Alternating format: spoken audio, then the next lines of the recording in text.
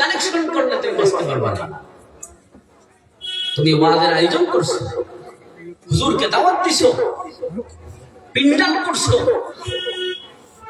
ঘরে ঘরে গিয়ে মানুষের কাছ থেকে, মুরব্বীদের কাছ থেকে, ব্যবসায়ীদের কাছ থেকে, ক্ষেত কামারিদের কাছ থেকে, সরকারি চাকরিজীবীদের কাছ থেকে, সবার কাছ থেকে তুমি টাকা আনছো, টাকা তুলছো, সবার আয়োজন করছো, নেকির কাজ করছো, তুমি কোনো ভুল করো নাই। কিন্তু আসল যেখানে আল্লাহর রহমত তোমার উপরে বর্ষিত হবে, সেখান থেকে তুমি দূরে সরে গিয়ে বাজারে আয়োজন করছো। সেই জবাবটা তোমাকে দিতে হবে। আল্লাহর নবী বলেন, ও যুবক ভাইরা আমার, কাল কিয়ামতের দিবসে আল্লাহ রাব্বুল আলামিনের দরবারে যতক্ষণ পর্যন্ত তুমি তোমার যৌবনকালের হিসাব দিবা না, ততক্ষণ পর্যন্ত তুমি জান্নাতে যেতে পারবা না। যৌবনকালের হিসাব তোমাকে দিতে হবে। ওয়ানিস শাবাব, জওয়ানি সম্পর্কে আল্লাহ জিজ্ঞেস করবেন, ফিমা আনফাকা, তুমি এই যৌবনকালকে কোথায় খরচ করেছো? আমি হাদিস পড়েছি, আল্লাহর নবী বলেছেন, 7 দল মানুষদেরকে আল্লাহ রাব্বুল আলামিন কাল কিয়ামতের দিবসে কঠিন হাসরের ময়দানে যখন সূর্য মাথার উপরে এসে যাবে, মাটি তামা হয়ে যাবে, টকবক টকবক করে মাথার মগজগুলো ফুটন্ত পানির মতো উতরাবে, আল্লাহর নবী বলেন হাহাকার অবস্থা হবে। হাসরের ময়দানে মানুষ ছুটাছুটি করবে এদিকে সেদিকে। আল্লাহ রাব্বুল আলামিন তার নেক বান্দাদেরকে আরশের দিকে ডাকবেন আর বলবেন, ও আমার বান্দারা, আমার আরশ এয়ার কন্ডিশনের ছায়া নিয়ে তোমাদের জন্য এসেছে, এসে যাও, এসে যাও, এসে যাও। আল্লাহ আরশ ডাকবে, ইলাইয়া ইবাদাল্লাহ, ইলাইয়া ইবাদাল্লাহ, আমার আরশের নিচে আসো। 7 দল মানুষ আরশের ছায়ার নিচে জায়গা পাবে। 7 দল মানুষ ছাড়া আর কেউ আরশের নিচে জায়গা পাবে না। নম্বর 1, আল ইমামুল আদিল। ইমাম বলতে আমরা বুঝি বাদশাহ। আল্লামা শব্বির আহমদ উসমানী দামাত বারকাতুহুল আলিয়া মুহাদ্দিসে কবির,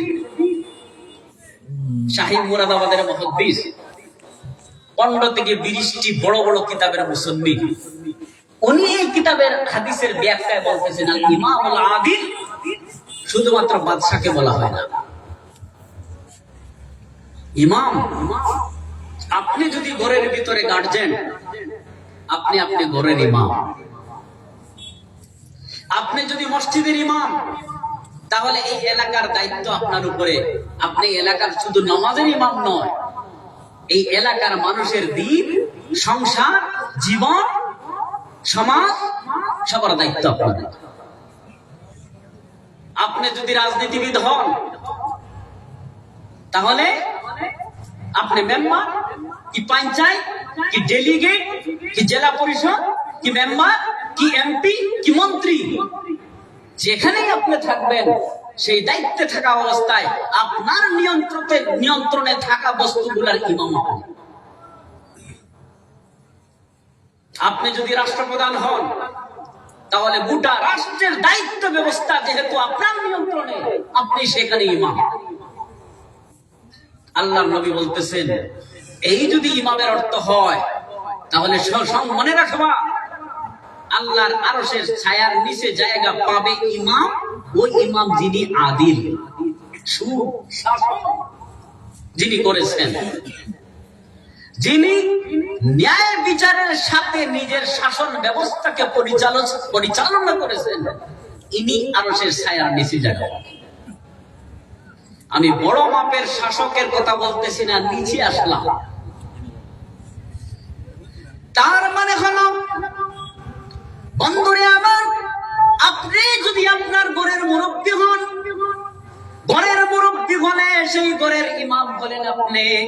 আপনার যুবক ছেলে যদি নামাজ না পড়ে, আপনার যুবতী মেয়ে যদি পর্দার ভিতরে না থাকে, আপনার স্ত্রী যদি নামাজ না পড়ে, 5 ওয়াক্তের নামাজ আমল না করে, রোজা না রাখে, পর্দা না করে, কোরআন তিলাওয়াত না করে, আল্লাহর আদেশের অমান্য করে, কিয়ামতের দিবসে আপনি কিন্তু শাসক ন্যায়পরায়ণ শাসকের অন্তর্ভুক্ত হবেন না।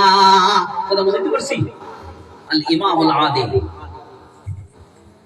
আপনি যদি এলাকার এমপি হন বা এমএলএ হন, সরকারি ফান্ড থেকে যে টাকাগুলো আপনি পাইলেন, সেই টাকাগুলো যদি পুঙ্খানুপুঙ্খভাবে আপনি গরিবদের হক মেরে খান, যেভাবে যে খাতে খরচ করার জন্য দেওয়া হয়েছে, আপনি যদি পার্সেন্টেজ হিসেবে নিয়ে খরচ করেন, আপনি কিন্তু ভালো শাসক নন। আর ছায়া নিচে আপনার জায়গা নাই। আপনি যদি ডিলার হন, ডিলারের কাজ হলো গরিবের চাউল বন্টন করা, চিনি আসবে, ডাল আসবে, ইত্যাদি ইত্যাদি গরিবের জন্য আসবে। সেই টাকাগুলো, সেই জিনিসপত্রগুলো আপনি ভালোভাবে বন্টন করলেন না, সেখানে ছিলেন আপনি ইমাম, আপনি বন্টন ঠিক মতো করলেন না। আল্লাহ রাব্বুল আলামিন বলেন, আল্লাহর নবীর হাদিস মোতাবেক, অবন্টনকারী কিয়ামতের দিবসে কঠিন হাসরের ময়দানে দুনিয়ার মানুষরা আরশের ছায়ার নিচে 7 দল মানুষেরা স্থান পাবে। তোমাকে ফেরেশতারা গর্দনায় ধরে জোর করে আরশের ছায়ার নিচ থেকে বের করে দিবে। শুনে বলেন নাউযুবিল্লাহি মিন যালিক। আপনি যদি মহিলা হন, আল্লাহর নবী বলতেছেন, আল মারআতু রা'iয়াতুন ফি বাইতি যাওজিহা ওয়া হিয়া মাসউলাতুন আনহু। আপনি যদি মহিলা হন, ও আমার মহিলারা, কান খুলে শুনো আল্লাহর নবীর হাদিস। মহিলা যদি আপনি হন, আপনার স্বামীর ঘরের ভিতরে আপনি ইমাম, স্বামীর সংসারকে ভালো রাখার দায়িত্ব আপনার। স্বামী যখন না থাকবে, তার সংসারের দায়িত্ব আপনার। ছেলে মেয়েদেরকে লালন পালন করার দায়িত্ব আপনার উপরে, তাদেরকে সুশিক্ষা দেওয়া আপনার দায়িত্বে। কোরআন শিখাতে হবে, নামাজ শিখাতে হবে, তিলাওয়াত শিখাতে হবে। মেয়ে যদি হয় পর্দা শিখাতে হবে, ছেলে যদি হয় আদব শিখাতে হবে, নামাজ শিখাইতে হবে। আল্লাহ এবং আল্লাহর রাসূলকে কিভাবে খুশি করা যায়, সেই কাজগুলো আপনাকে শিখাইতে হবে। আপনি যদি মহিলা হন, আপনার স্বামীর অজান্তে তার টাকা পয়সা গুলো যদি আপনি ভালোভাবে খরচ না করেন, ওদিকে সেদিকে করেন, তছনছ করেন, আপনি কিন্তু ভালো শাসক না। আরশের ছায়ার নিচে ওই মহিলা জায়গা পাবে না। জোরে বলেন নাউযুবিল্লাহি মিন যালিক। আপনি ভালো ইমাম হইতে পারলেন না, তাই পুরুষও ইমাম, মহিলাও ইমাম। কথা বুঝতে পারছি? পুরুষ তার দায়িত্বে সেই ইমাম, মহিলা তার দায়িত্বে সেই ইমাম। পুরুষ চলে গেল বাইরে বিজনেসে, বন্ধুরে আমার সংসার চালানোর জন্য মুম্বাইতে চলে গেল, বঙ্গরে চলে গেল, বন্ধুরে আমার দুবাইতে চলে গেল, সৌদিতে চলে গেল। বাড়িতে আপনি রয়েছেন, ও আমার মা, ও আমার বোন, আমার পিসি, আমার মাসি, সেই সংসারের দায়িত্ব আপনার। ছেলে মেয়েদের রক্ষণাবেক্ষণ আপনাকে দিতে হবে, স্বামীর সম্পদকে রক্ষা আপনাকেই করতে হবে। আপনি যদি তা না করেন, স্বামী চলে গেছে বিদেশে, বাইরে অন্য জায়গায় সংসার চালানোর জন্য, উপার্জনের জন্য, আপনি খালি ময়দান পাইলেন, যা ইচ্ছা তা করেন, কিয়ামতের দিন বাঁচতে পারবেন না। সব ফেরেশতারা কিন্তু লিখতেছেন। ও আমার মার বোনেরা, আপনি নষ্টামি করলেন, সারাদিন মোবাইল বাজি করলেন, মোবাইলে লেনদেন করলেন, সংসার ধ্বংস করলেন, স্বামীর জন্য দোয়াও করলেন না, নামাজও পড়লেন না, তার ছেলে মেয়েদেরকে ভালো শাসন করলেন না, মক্তবে পাঠাইলেন না, সময় মতো স্কুলে দিলেন না, রাত্রে আপনি গাইড করলেন না। আপনার স্বামী আপনার জন্য রাত্র দিন উপার্জন করতেছে, মাথার ঘাম পায়ে ফেলতেছে। ও আমার নারী রে, স্বামীর ঘরের সংসারটা আপনি বুঝলা না। আল্লাহর নবী বলেন, আরশের ছায়ার নিচে আপনার জায়গা নাই। আল্লাহর নবী বলতেছেন, আল মারআতু রা'iয়াতুন ফি বাইতি যাওজিহা। আপনি যদি ডিলার হন, সেখানে আপনি ইমাম। আপনি যদি পঞ্চায়েত হন, সেখানে আপনি ইমাম। আপনি যদি ইমাম হন, এলাকার দায়িত্ব আপনার। আপনি যদি মসজিদের প্রেসিডেন্ট হন, তাহলে সেখানে ইমাম আপনি। ইমাম সাহেবকে বেতন কিভাবে দিতেছেন, কিভাবে দিতেছেন না, কি হিসাব রাখছেন, কি হিসাব রাখছেন না, আপনি সেখানে শাসক। আপনি যদি ন্যায় বিচার না করেন, কিয়ামতের দিন আরশের ছায়ার নিচে আপনার জায়গা। আপনি যদি এলাকার মুরব্বী হন, মাতব্বর হন, গ্রামের মানুষরা আপনার কথা শুনে, তাহলে আপনি সঠিক বিচার করতেছেন না টাকা খেয়ে এদিকে সেদিকে, এদিকের কথা সেদিকে আর সেদিকের কথা এদিকে আনতেছেন, আপনি আরশের ছায়ার নিচে জায়গা পাবেন। এগুলো এলাকায় আসে না? হ্যাঁ, রাত্রের ভিতরে ন্যায় অন্যায় হয়ে যায় এবং অন্যায় ন্যায় হয়ে যায়। লাল লাল টাকার বান্ডিলটা দেখা মাত্রই কাজী সাহেবের নিয়ত পরিবর্তন হয়ে যায়। এগুলো আছে না? না, সবাই করে না, কিছু আছে না? না, হ্যাঁ, ভয় পাবেন না, চিন্তা করবেন না, এটা ওয়াজ করতেছি, শুধুমাত্র সমর্থন দিবেন আমি যদি ঠিক বলি। আছে না? নাই? কিয়ামতের দিন আল্লাহর নবী বলতেছেন আরশের ছায়ার নিচে আপনার কোনো জায়গা নাই। বন্ধুরে আমার, তুমি ভয় করো, ভালো সোফার ভিতরে রাত কাটাও, নরম বিছানায় তুমি থাকো। ইমাম সাহেবের অবস্থা শোচনীয়, মাদ্রাসার শিক্ষক এবং তালেবার অবস্থা শোচনীয়। বন্ধুরে আমার, কিয়ামতের দিন বিছানা নিয়া কিন্তু আপনি যাইবা না। না বিছানা ঘরের ভিতরে থাকবে? এই বিছানা ঘরের ভিতরেই থাকবে। ইমাম সাহেবের খবর নাও, এলাকার পাশে আশেপাশে যদি কোনো মাদ্রাসা থাকে, এই এলাকার হুজুরদের বেতনের খবর নাও। 1 লক্ষ টাকায় আপনার হয় না, আপনার ঔষধ হয় না, আপনার মেয়ের স্কুলের ফিস হয় না, ছেলের খরচ বের হয় না, আপনার স্ত্রীর সুশিক্ষার ব্যবস্থা হয় না, কিন্তু মৌলানা সাহেবের 8,000-এর ভিতরে সারা হিসাব শেষ হইতে হবে। তুমি আবার বিচারো, সিদ্ধান্তকারী আপনি নিজেই, আর আপনার নিজের অবস্থাটা এরকম। ভাই, বরকত বরকত বললে চলবে না, সব কথা বলতে হবে।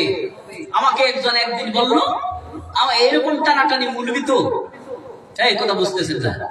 হ্যাঁ, এক জায়গায় ফোন করছে, আমি বললাম এত টাকা এত ফিস কিভাবে দিব? বলতেছে মৌলবীদের টাকা তো বরকত হয়, ওদিকে আপনি এত চিন্তা কেন করেন? আমি বললাম আপনার বেতন কত? বলতেছে হুজুর 52,000। আমি বললাম আমার বরকতটা নিয়ে যান, আর এই বেবরকতিটা আমার অ্যাকাউন্টে মাসে মাসে দিয়ে দিবেন। কথা বুঝতে পারছি? হ্যাঁ, আমার যে 10,000 বরকত টাকা, যেটার প্রতি আপনি লালায়িত, এই বরকতওয়ালা 10,000টা আমি ট্রান্সফার করবো অ্যাকাউন্টে, আর আপনার 52,000 মাস শেষ হওয়ার পরে ট্রান্সফার করবেন আমার অ্যাকাউন্টে, হিসাব বরাবর। এবার একটা হাসি দিয়ে বলতেছে হুজুর আপনি তো সেই না, হ্যাঁ, মানে আপনি মারাত্মক। আমার বন্ধুরে, মসজিদের ইমামের খবর নাও, নতুবা ইমামের বদদুয়ায় এলাকার মধ্যে বিপদ আসবে, পরে বুঝতেও পারবা না কোথায় থেকে আসলো। বিপদ যখন আসে, বিপদ তখন বলে না আমি কোন দিক থেকে আসছি, বলে আসে? বলে না। আল ইমামুল আদিল, তুমি নেক শাসক হও, তোমার নিয়ন্ত্রণে যদি কিছু থাকে, তোমার ক্ষমতায় যদি থাকে কিছু, ক্ষমতা আল্লাহ দিয়েছে, সেই ক্ষমতাকে ভালো কাজে ব্যবহার করো, এটাই আল ইমামুল আদিল। নতুবা আমার বন্ধুরে, কান খুলে শোনো, ইমাম সাহেবের বা মাদ্রাসার হুজুরের কিভাবে কেন এই কথাটা আসলো, আমি অনেক কথাই বলতেছি। বা আপনার নিয়ন্ত্রণে কোনো মানুষ চটফট করতেছে, অত্যাচারিত হইতেছে, মনে করেন একজন ইমাম সাহেব, ওনার বাড়িতে স্ত্রী অসুস্থ, হ্যাঁ, ছেলে বা মেয়ে একটা জন্ম নিছে, মাসে মাসে ডাক্তার দেখাইতে হয়। ইমাম সাহেবের আরো একটা ছেলে আছে স্কুলে পড়ে, মাসিক তার খরচ 3,000 টাকা।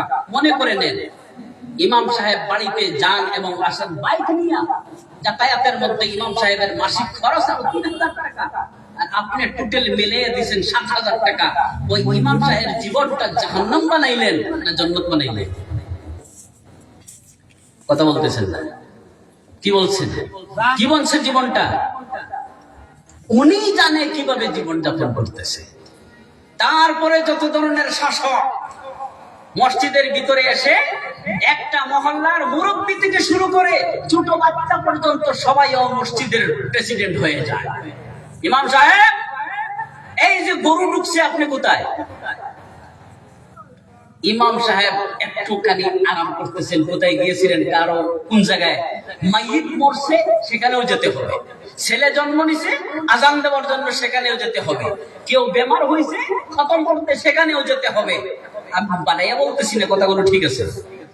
হ্যাঁ, এক ইমাম সাহেব 70 ঘরের 70 অভিযোগ সব পূরণ করতে হবে, আবার 7000-এর ভিতরে আপনার সব হিসাব নিকাশ শেষ। এই যদি অবস্থা হয়, ওই সারা ইমামেরা যদি দরজা বন্ধ করে কয় আল্লাহ তোমার বান্দাদের হিসাব তুমি নেবে, ওরা আমাদের জীবনটাকে নরক বানিয়ে ফেলাইছে, তাহলে যদি আরো একটা শাসক আমাদের উপরে এসে আন্দু বান্দু শাসন করে, কিছু বলার আছে? হ্যাঁ, আমি যখন আমার নিয়ন্ত্রণে ইমামের বিরুদ্ধে শাসন করতেছি কঠিন, তাহলে আমার উপরে যদি আরো একটা অত্যাচারী শাসক এসে যায়, আর সে যদি অত্যাচার করে, বলার জায়গা আছে? বলার জায়গা। আমার বন্ধুরে, 1 নম্বর কথা বললাম আল ইমামুল আদিল। তুমি ন্যায় বিচার করতে হবে। তোমার নিয়ন্ত্রণে যদি কিছু থাকে তাহলে তোমাকে সুবিচার করতে হবে। তুমি যদি মসজিদের প্রেসিডেন্ট হও, মহল্লাবাসীর প্রতি ভালো ব্যবহার করো, ইমামের প্রতি ন্যায় বিচার করো, মুয়াজ্জিনের প্রতি ন্যায় বিচার করো। তুমি যদি ডিলার হও, গরিব দুঃখীর হক মারিয়া খাইও না। তুমি যদি এমএলএ হও, তাহলে সরকারি ফান্ড থেকে কমিশন নিও না, এই কমিশন নেওয়া হারাম। এখন অনেকে বলতেছেন হুজুর আপনার মতো যদি হয় তাহলে কেউ আর এমএলএ ইলেকশনও খেলবে না। তোমাকে কে বলছে খেলতে? এমএলএ ইলেকশন খেলা কি ফরজ? কথা বুঝতে পারছি? তুমি যদি কোরআন হাদিস মতো জীবন যাপন করতে না পারো, তাহলে তোমার উপরে কি এমএলএ হওয়া ফরজ ছিল? তোমার উপরে ফরজ ছিল না। তুমি টাইনা নিজের উপরে গরিবের হক আনছো, তাহলে গরিবের বাড়িতে বাড়িতে পৌঁছায় দাও, সেটা তাদের হক, যেন তোমার বাবার হক না। তুমি যদি জেলা পরিষদ হও, তাহলে বিভিন্ন আসনিতে যে টাকাগুলো আসছে পুঙ্খানুপুঙ্খভাবে 100% সেই টাকাগুলো সেই জায়গায় খরচ করো। যদি তা না করো, একটা ছোট্ট উদাহরণ দিয়ে বোঝাই। আমি আবুল কালামের কাছ থেকে যদি আপনি 10 টাকা মারিয়া খাও, কাল কিয়ামতের দিন আমি আবুল কালাম আপনাকে ধরবো আর বলবো আমার 10 টাকা দিয়ে যাও। আর এলাকার গরিব দুঃখী সবার সরকারি ফান্ড থেকে যদি তুমি 10 টাকা খাও, তাহলে এই 10 টাকা যে খাতে এসেছে, এই খাতে যেগুলা মানুষ এই টাকা দিয়ে উপকৃত হওয়ার কথা ছিল, লক্ষ লক্ষ মানুষ কিয়ামতের দিন দাঁড়াবে আর বলবে আমাদের 10 টাকা দাও। তাহলে আমার 10 টাকাকে নষ্ট করা সহজ না জনগণের 10 টাকা নষ্ট করা কঠিন? জনগণের 10 টাকা নষ্ট করা কঠিন। কোন একজনের যদি 10 টাকা নষ্ট হয়, তার কাছে ক্ষমা চেয়ে আপনি সেটা পরিশোধ করতে পারবেন, বাঁচতে পারবেন। কিন্তু রাইজের টাকা যদি কেউ খায়, সেটা পরিশোধ করার লক্ষ লক্ষ কোটি কোটি মানুষের কাছে যাবে আর মাপ চাইবে, সেটা কঠিন ব্যাপার। আল ইমামুল আদিল। এদিকে আসি, আপনি যদি ঘরের মুরব্বী হন, পুরুষ হন, মেহেরবানি করে ছেলের সাথে, ছোট ছেলের সাথে ব্যবহারটা ভালো করবেন, মেয়ের সাথে ভালো ব্যবহার করবেন, আপনার স্ত্রীর সাথে ভালো ব্যবহার করবেন। আপনি ন্যায় পরায়ণ শাসক হইতে হবে, ন্যায় বিচার করতে হবে, আল ইমামুল আদিল। সেটা যদি আপনি না করেন, তাহলে আপনি জান্নাতে যেতে পারবেন না। আরশের ছায়ার নিচে কিয়ামতের দিন আপনি জায়গা পাবেন না। বন্ধুরে আমার, পরের ঘর থেকে একটা মহিলাকে আনলেন স্ত্রী হিসেবে। আরেকজন মানুষ ছোট থেকে মহিলাকে লালন পালন করলো, ছোট বাচ্চা ছিল, শিক্ষা দিল, দীক্ষা দিল, মক্তবে পড়াইলো, স্কুলে পড়াইলো। যুবতী যখন হয়ে গেছে, আপনাকে দামাদ হিসেবে নিয়োজিত করে, মনোনীত করে, তার কলিজার টুকরা মেয়েটাকে আপনার ঘরে পাঠাইলো, আপনি স্বামী হয়ে গেলেন। ওই মেয়েটা ঘরে আসার পরে কয়েকদিন ভালোভাবে চললে, তারপরে ওই মেয়েটাকে তুমি আর দেখতে পারো না। তুমি ওই মেয়ে স্বামী, তুমি তার গার্জেন, তুমি এখানে ইমাম। ন্যায় বিচার করতে হবে, খুঁটা দিতে পারবা না। যে বাবা ওই মেয়েকে শিক্ষা দীক্ষা দিয়ে উপযুক্ত হওয়ার পরে তোমার ঘরে পাঠাইছে, তার বাবাকে নাম ধরে কোন কটূক্তি কথা বলতে পারবা না, গালি দিতে পারবা না। জুড়ে বলেন, এরকম যারা করে সব জাহান্নামী বলে নাউযুবিল্লাহি মিন যালিক। এখানে আপনার শাসক। মেয়েকে মারাধর করতে পারবেন না, বাবার নামে গালি দিতে পারবেন না, তার মায়ের নাম ধরে তাকে গালি দিবেন না।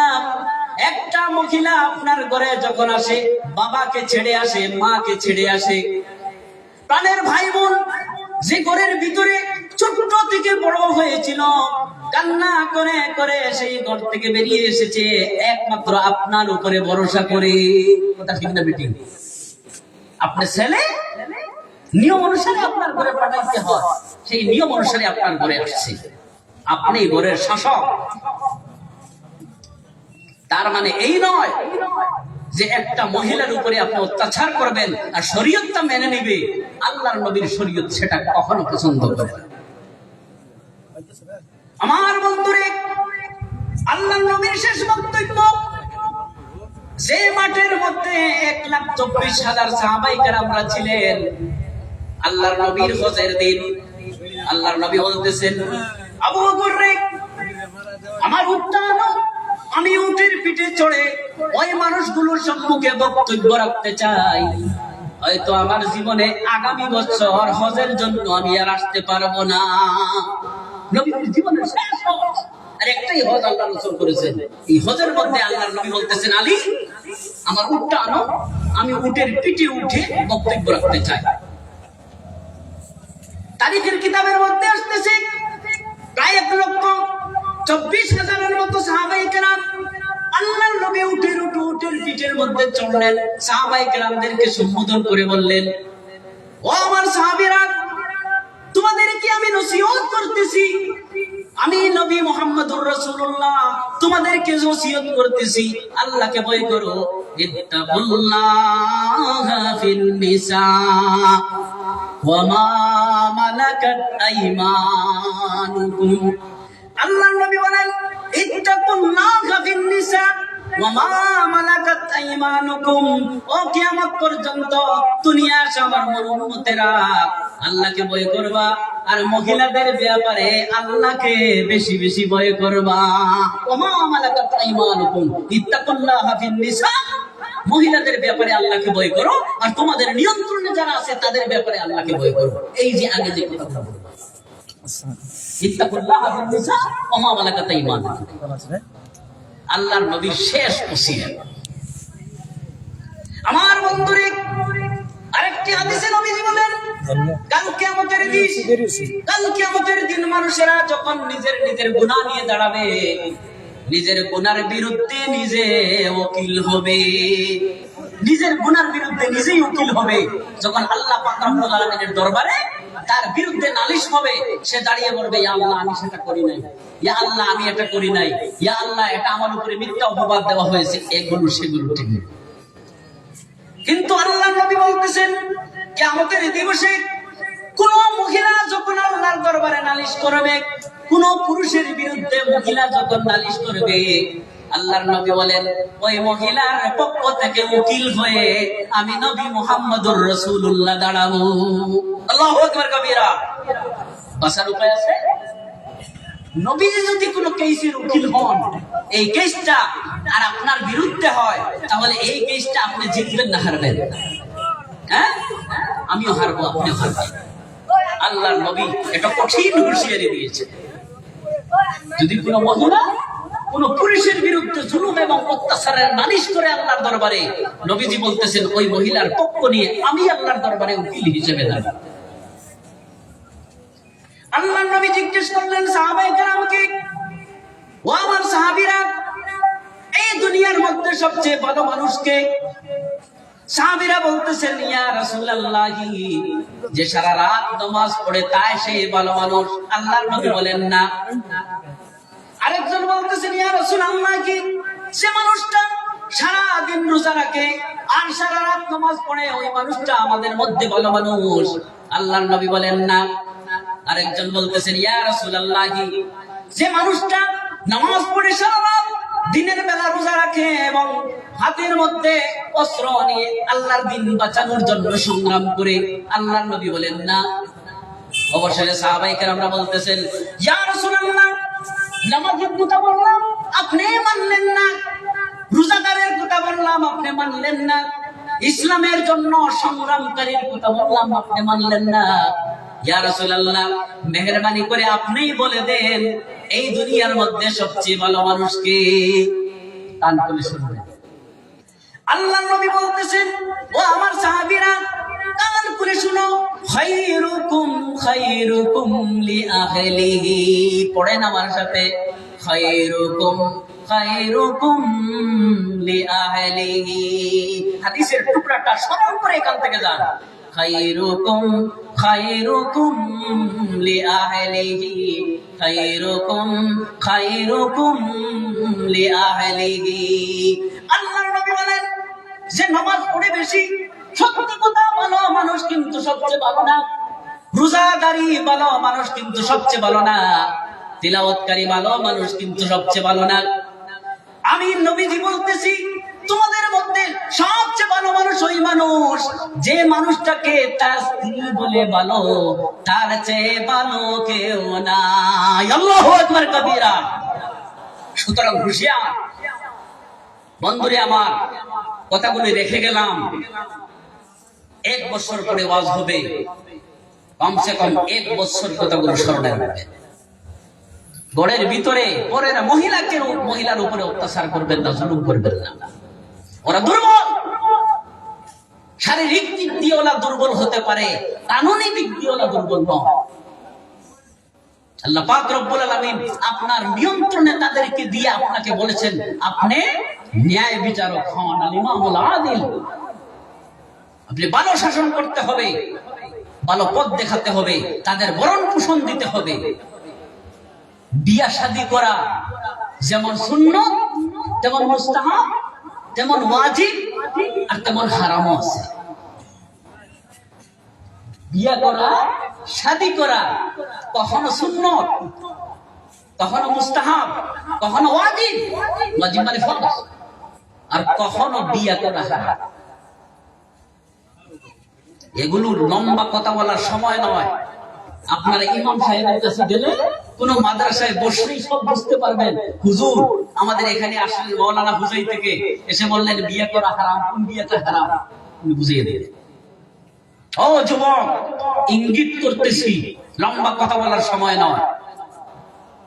পরের মেয়েকে ঘরের ভিতরে এনে যদি তুমি খাওয়ান দিতে না পারো, তার পরিবারের কাপড় তুমি দিতে না পারো, তার মর দেওয়ার শক্তি তোমার নাই, তোমার বিয়া করার কোনো অধিকার নাই।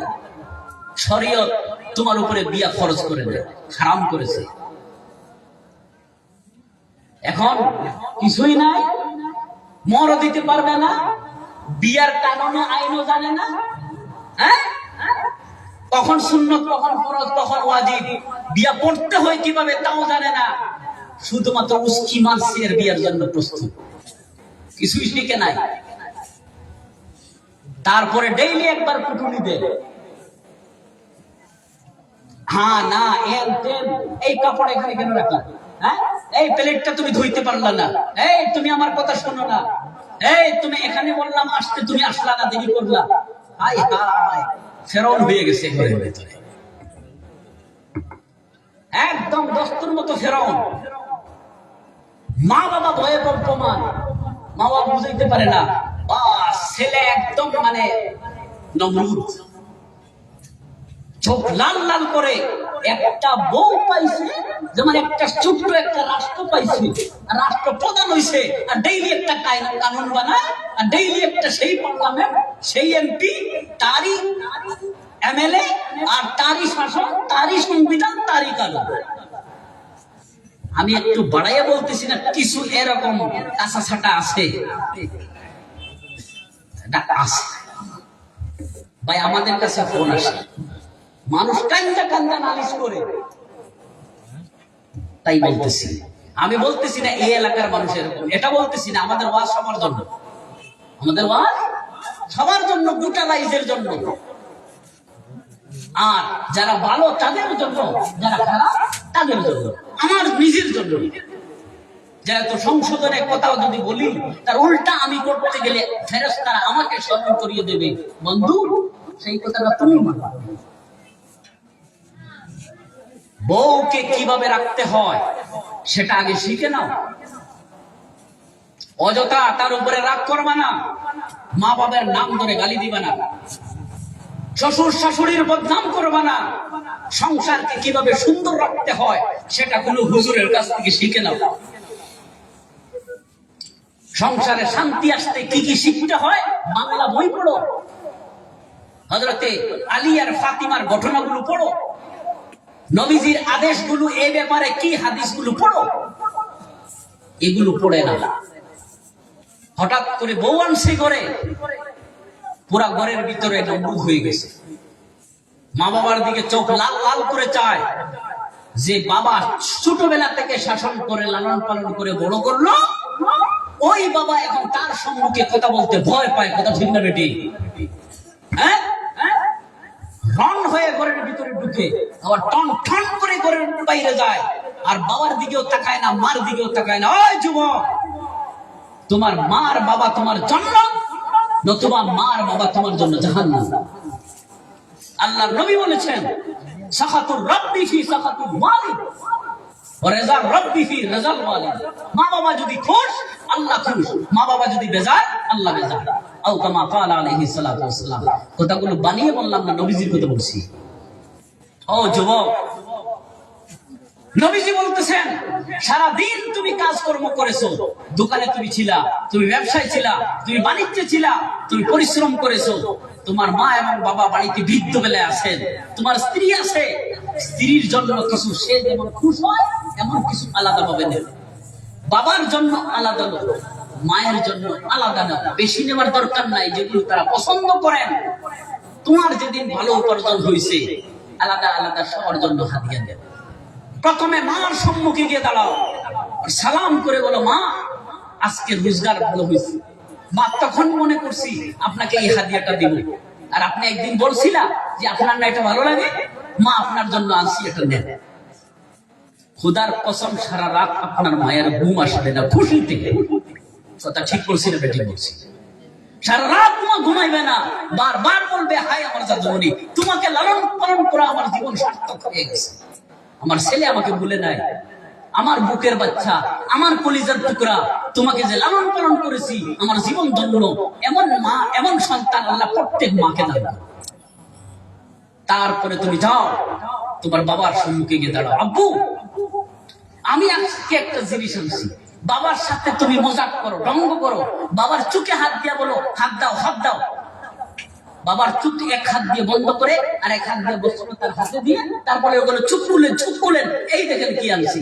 বাবা হাসি দিবে, বড় করে বলবে, বাবা তুই যে পাগলামি করিস, এই যে কথাটা বলবে, বাবা তুই যে একটা পাগলামি করিস, আপনার জান্নাতের দরজাগুলো টাস টাস করে খুলে গেছে। সুবহানাল্লাহ। রিজা রাব্বি ফি রিজাল ওয়ালিদ ওয়া সাখাতুর রাব্বি ফি সাখাতিল ওয়ালিদ। আল্লাহর নবী বলেন, তুমি জান্নাতে যদি যেতে যাও, এই আকাশে বাতাসে দৌড়ানোর দরকার নাই, মায়ের পায়ের নিচে তালাশ করো, আমি জান্নাত সেখানেই রেখে দিয়েছি। সুবহানাল্লাহ। তারপরে তুমি যাও তোমার স্ত্রীর সম্মুখে, তাকে গিয়ে বলো, আমার জন্য আপনি মা বাপ ছেড়েছেন, বাই ছাড়লেন, বোন ছাড়লেন, গ্রাম ছাড়ছো, যে ঘরের ভিতরে তুমি ছোট থেকে বড় হয়েছিলা সেই ঘরটা ছাড়ছো। আমি তোমাকে এখানে অখুশি রাখতে পারি না, এই আনছি তোমার জন্য, তোফা, এটা নেও। ও বলবে, আমার এগুলো দরকার নাই, আমার কোনো কিছুর দরকার নাই, আপনি কেন আনলেন? আপনি এত পরিশ্রম করতেছেন, আপনি সুস্থ থাকেন, এটাই আমি চাই। বলবে কি বলবেন না? এটা দোয়া। সংসারটাকে সুন্দর করো, মা বাবার হক বুঝো, মা বাবাকে সম্মান দাও, নেশা টেশা বাদ দাও, ইসলামের দিকে ফিরিয়ে আসো। ও যুবক রে আমার, মসজিদে আজান দিলে আল্লাহর প্রতি বিমুখ হইয়া অন্যদিকে চলিয়ে যাইও না। মসজিদটা যেন টান দিয়ে তোমাকে ভিতরে নিয়ে যায়, আর সেখানে গিয়ে তোমার বাবার হায়াতের জন্য দোয়া করো, মার হায়াতের জন্য দোয়া করো। আমি আর বেশি লম্বা কথা বলবো না, এই 7 দল মানুষ আরশের ছায়ার নিচে জায়গা পাবে, তার মধ্য থেকে শুধু একটার কথা বললাম, আল ইমামুল আদিল।